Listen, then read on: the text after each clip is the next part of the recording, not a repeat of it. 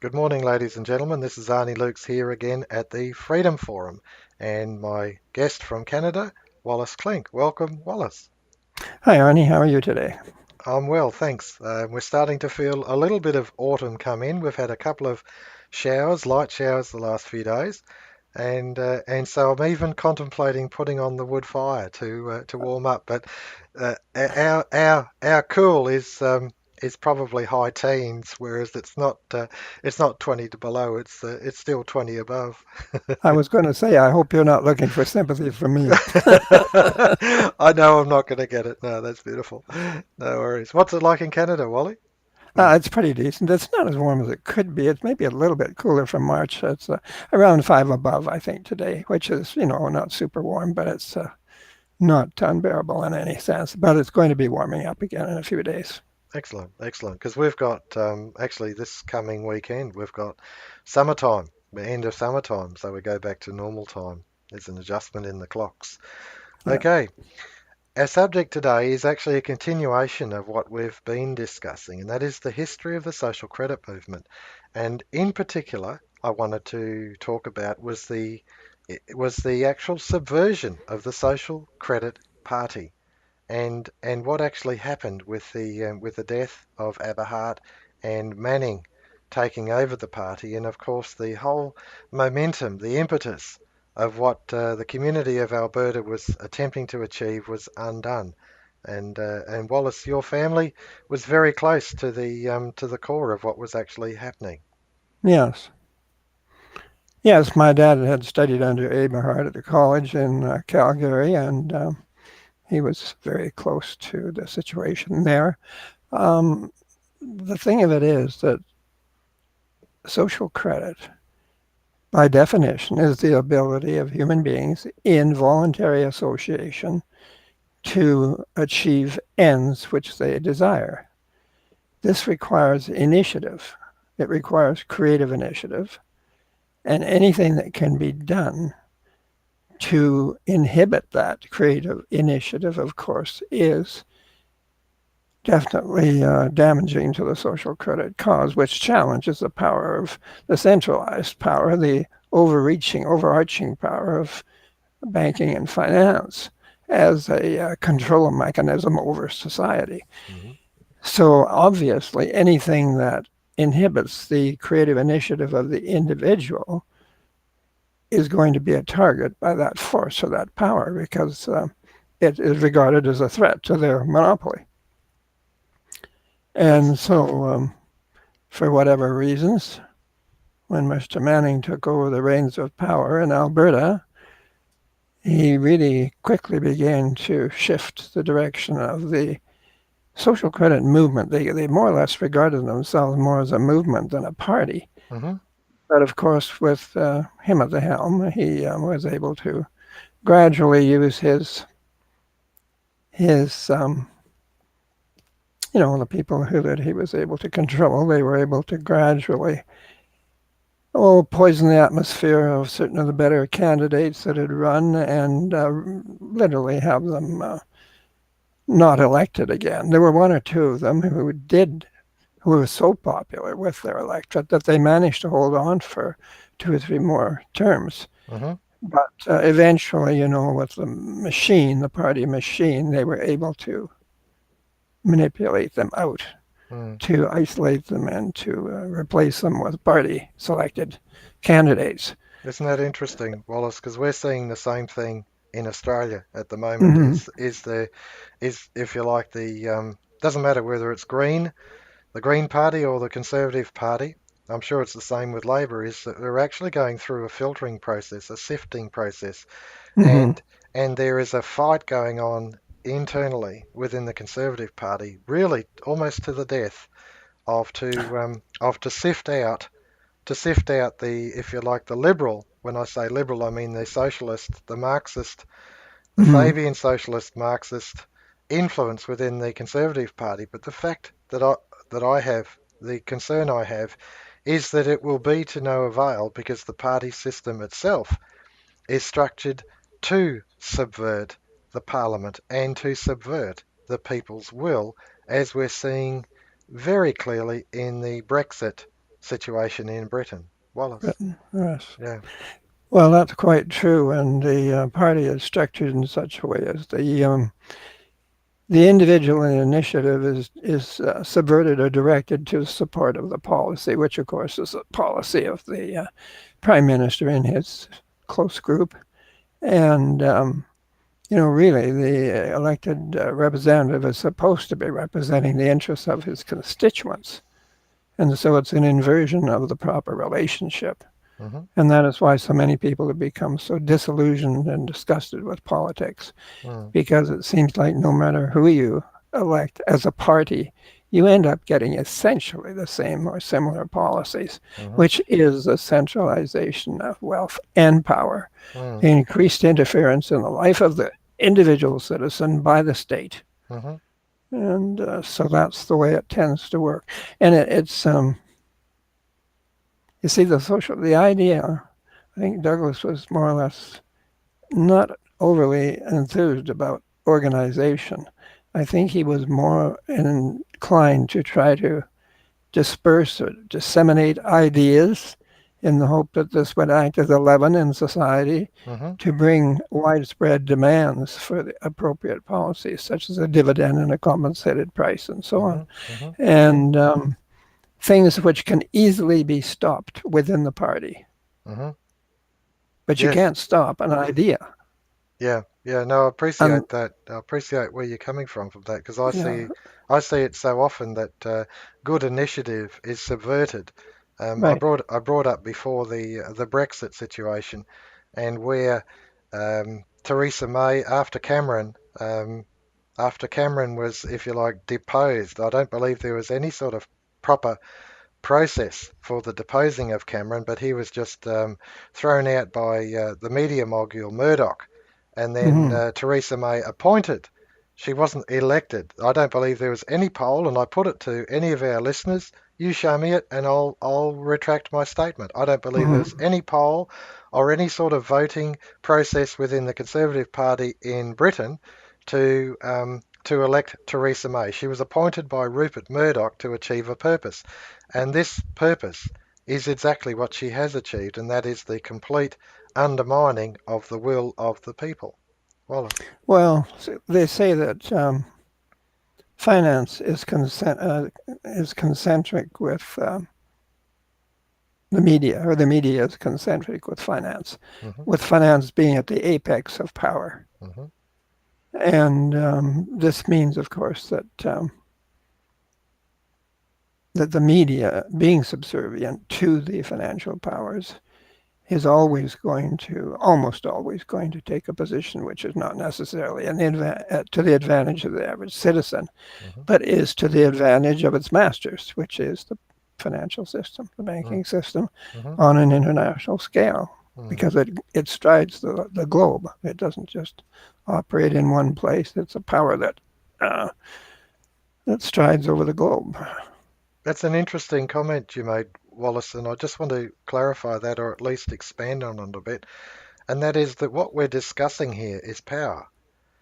Money is the Power, yeah. mechanism. The ability to create money is the mechanism that banks use to control government. But what we're actually referring to is the power, the overarching power, over and above all policy, over and above all government, over and above every bureaucracy. That's what we're discussing is the power. And then when you look at the party system, you recognise that the party system is there to exercise the will of power, not the will of the electorate. Wallace. Well, that's true. Power is the only way that you can achieve anything. If you don't have power, you can't achieve anything. But the thing of it is that if the power is removed from the people in terms of their demands for basic policy, you can't expect them to be experts in technical matters, but you can certainly grant them the right to make demands for overall policies. They want more independence of independent incomes, they want falling prices, and so on and so forth. Mm, And those are things they can demand and ask their representatives to require the permanent bureaucracy to arrange. There are mhm, people who are quite capable in those areas and who would be quite willing to direct their energies and abilities in that direction if they were given the orders to do it, mm, with the additional condition being that if they don't do it, they won't be around to try any longer. They're going to find somebody else who is mhm, more competent and more willing.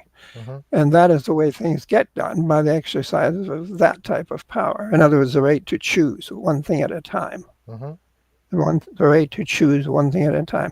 It's like, like these omnibus bills that they pass. You don't have the right to choose one thing at a time. They just slam a whole bunch of things together and you mm, vote for the whole thing, lock, stock, and barrel. mhm, Some things which you might agree with and some things you might disagree with quite violently. mhm, So, I mean, it's really a fraud. mm, It takes away the right of choice. mm. And I, taking away the right of choice means that your freedom is taken away. I remembered an article that was in the On Target just the other day, and it made reference to essentially the ballot box as being an illusion of democracy. It's nothing of the sort. And another part that was in there was also this a person I just read the other day, a person who was the actual principal advisor to six United States presidents, six presidents over and above. So he was actually advising, grooming, and personally selecting presidents of America. And so it really is it's a completely different narrative to what we come to believe to be what's actually transpiring around us. Wallace. Well, yes, it's like the former long time ago Prime Minister of England said decisions are made by groups of people, a small group of people who are not visible to the general public. Hmm. And yes, you're talking about grooming presidents. Uh, Quite true. They're groomed to behave in a certain manner and to press for certain policies which are desired by the power structure, not by the people. Hmm. And the some of these people are maybe compromised in some way or another, maybe to get their compliance, or maybe they're simply not intellectually capable of really dealing with a situation. Maybe they're innocent or ignorant, but they are used nevertheless, and the fact that they're used is damaging to society. Mm. Certainly is. It's certainly nothing like the will of the people being exercised. I see that with what's going on perhaps in New Zealand at the moment, in Christchurch, and that event that happened there. And the more hear about it, the more I see about it, the more I personally believe it to be very far from the truth. What actually transpired is very far from the truth, and that the government, if you like, or the powers that be, this orchestrated event is being seized upon to initiate policy and the pursuit of power. And in that pursuit of power, it's to actually disarm the population. And I think, well, if they want to disarm the population, what's the objective? And the objective is that the population is then in a position where it cannot defend itself. And who would it not want to defend itself? The only other threat to the population is perhaps the state. And that to me is what's actually happening is we're seeing that the state is making inroads to become totalitarian, and the population need to be disarmed in order to impose that power over them. So the communist prime minister of New Zealand is consistent with her philosophy. Wallace Klinck. Mm-hmm. Yeah. Yes, it's a natural thing that power should be diffuse and distributed. Hmm. They say that in nature there's no nature doesn't tolerate a vacuum. Hmm. If you take away the power from the people that would be naturally resident within them, then some other power is going to flow to fulfill to fill that vacuum. Hmm.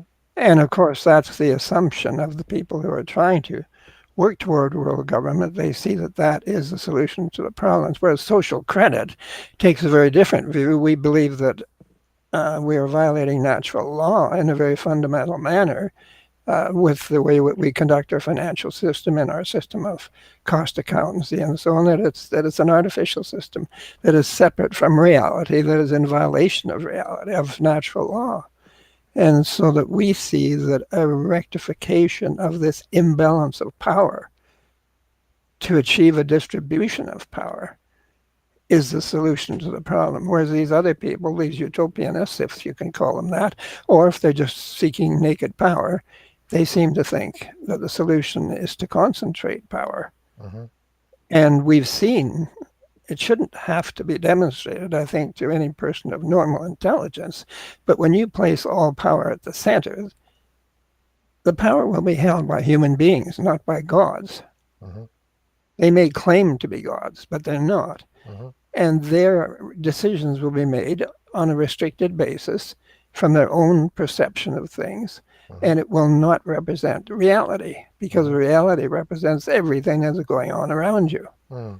So that you can see that the whole thing becomes distorted and diverted to an unnatural purpose, Hmm. which is the concentration of power within select and narrow groups of people. Mm. This question of power, Wallace, we're talking about the position of parties or the actual mechanism of parties, and of Mm-hmm. course the position of power is such that the power given to the politician is actually concentrated within the administration of the party, rather than vested with the politician to actually exercise that power responsibly in the parliament. And so it's actually an undoing. The party system is an undoing of the power that's actually given to the politician. I find that fascinating because to me it's essentially a mechanism to concentrate power so that the party system, the party room decides policy, and then from the party room, the parliament is just the official space that endorses the policy that's already decided by the party. It's And certainly an undoing of our limited constitutional systems, Wallace. yes, it is. It's a perversion of the normal distribution of power. And the power, of course, doesn't just come from the cabinet or from the prime minister. It comes from the people who are their closet associates or the people who control them. And Hmm. as I said, the control can be exercised because of their incompetence, their ignorance, or it can be exercised because of something that is compromising to that individual, something from their past, Hmm. or bribery, which is the attraction of perks, Hmm. and for a number of factors. But anything that leads that abnormally to a concentration of power is subject to abuse and almost certainly to be abused. Mm. Mm. Yeah, exactly right. All right, Wallace. I appreciate where we've gone today. We've looked at the actual deconstruction, if you like, of the political process by the party system, and obviously there has to be an alternative to that. And in my view, it's the individual candidate. It's the individual politician who is answerable to their electorate on a minute by minute basis. I've heard of citizens' initiative referenda and recall. I understand they use it in Switzerland. They can hold referenda every 3 months, as long as the concerned people are able to garnish sufficient signatories to a petition, then the referenda will actually take place across the province or across the canton or across the nation. So this is a possibility. The question I have, in a sense, is that the technical matters of um, if you like, industry, of processes, of the outworking of policy, in my view, are for an expert. Whereas what should be pursued is actual policy. In other words, we want these results. And even the pursuit of discussing technical matters is to steer the thinking away. You've actually got to come back to what are the results? What are the desired objectives? That's the purpose of community. That's the purpose of society. That's the purpose of government. Stable laws, a safe environment, our borders upheld, a reasonable standard of living and security. This is the purpose of government. And if you can't achieve that, then government has been, or at least the institution of government has been subverted. So I think this issue of policy is most important. Wallace. Absolutely. Douglas said that production is simply a functional activity of men and women in the world.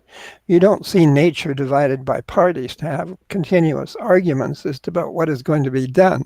Things just function. Hmm. In a natural world where natural law was being followed, the, the procedures of production and consumption would just happen in a natural and relaxed fashion. You wouldn't have all this debate on a political level and all the the manipulation and the diversions and so on that are made in order to interfere with the natural economy. Hmm. The natural economy is to satisfy the consumer. And if the consumer has the power to accept or reject what's being delivered to him, that is the real, as Douglas said, the political democracy without economic democracy is dynamite Mm. because it's simply, we're human beings that have physical needs, and those physical needs are essential. You can't get along without them.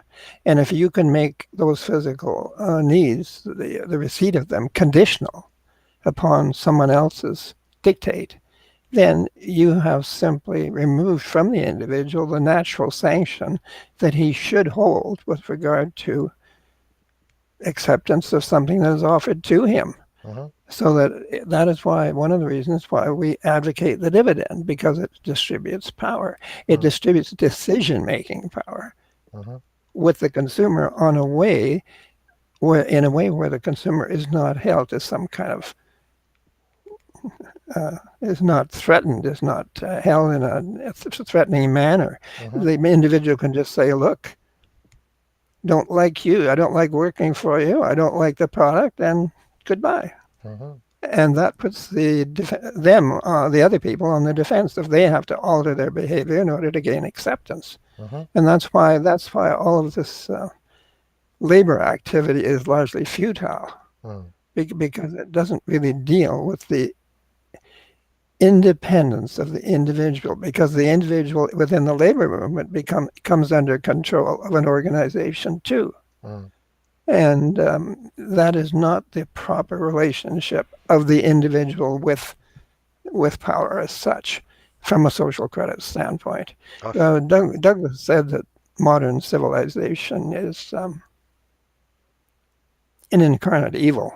I find it And when fascinating the in the this age of automation, this age of industrialization, advanced yes, control and robotics, and the if you like the labor movement concentrates on jobs instead of concentrating on a national dividend, on a personal, stable income, not subject to taxation, but an issue of new credits to hold the if you like the manufacturing, the distribution and consumption systems in equilibrium, so that that individual is secure. Whether they have a job or not is really of no consequence. But the fact is that the whole labour movement holds on to its power base.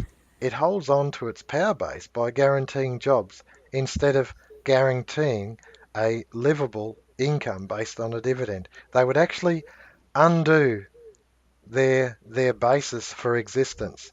And to me, yes, the other side of it, of course, is that the if the financial system was in equilibrium, the conservatives, or if you like, the manufacturing or the industrial side of the community, that in itself, if they were able to liquidate their costs in a fashion that there was equilibrium. One is you wouldn't have to drive for expanding markets. You would produce a quality product on the basis that this is what is needed. I'll produce it and I'll liquidate my costs, and therefore I can go home at night and not have to worry about pursuing this, pursuing that, undermining this other company and getting that share of the market and all the sort of conflict that goes on at a small scale. And of course, is transposed into a national scale where one country is vying for power over another country so they can strip their assets in order to balance their financial system. It really comes back to that neither of these two groups are actually trying to resolve this problem. They exist for the conflict. They only exist because of the conflict. And without the conflict, there's no justification for their existence. Wallace? Existence. That's Yeah. right. You see, the thing of it is, they profess to want. They all profess to want to eliminate or reduce poverty, but they don't want to.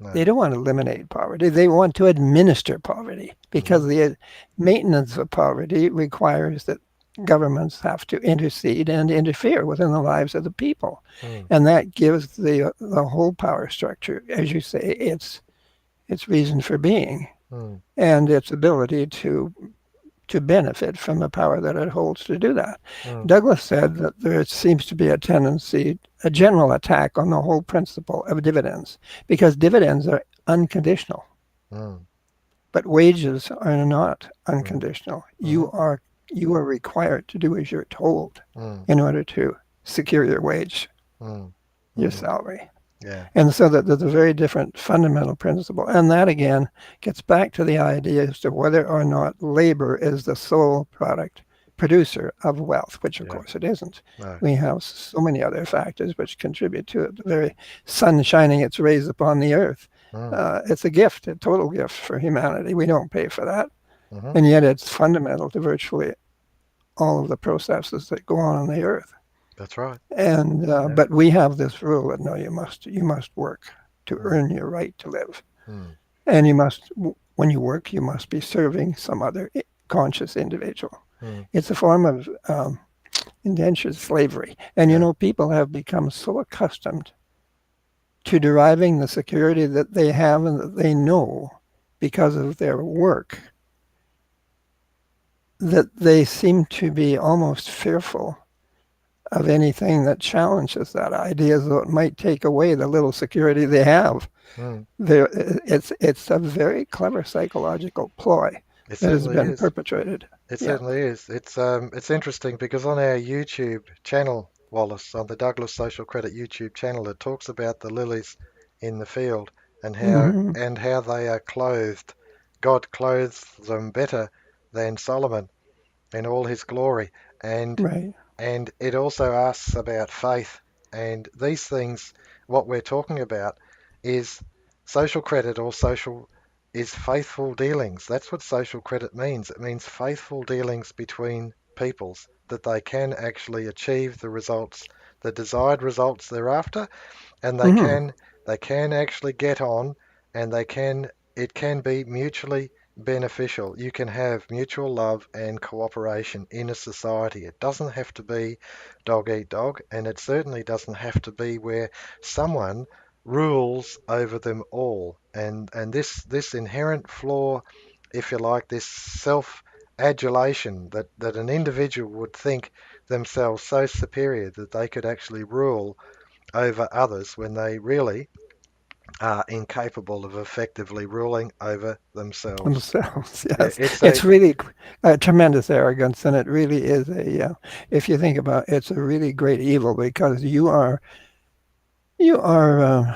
asserting the right to interfere in other people's lives. mm, yeah, And right. do you really appreciate people interfering in your life? Mm, exactly right. Exactly right. I think we've covered some really good ground today, Wallace. The time is up for today's broadcast, but I have really enjoyed it because we've actually looked at this party system. We've looked at the basis of power and where it should reside, and also individual initiative and mutual love and cooperation. I think that's a good summary for the day. And we can assure our listeners that it was not rehearsed. There's no chance of that. There is some pre-thinking done, but we Yes. certainly don't work from a script. Wallace Klinck No. from Canada, thank you so much for joining us today. Great to be with you, Arnie. Look No worries. forward to the next opportunity. No worries. Arnie Lukes at Freedom Forum, Wallace Klinck from Canada. Thanks, ladies and gentlemen.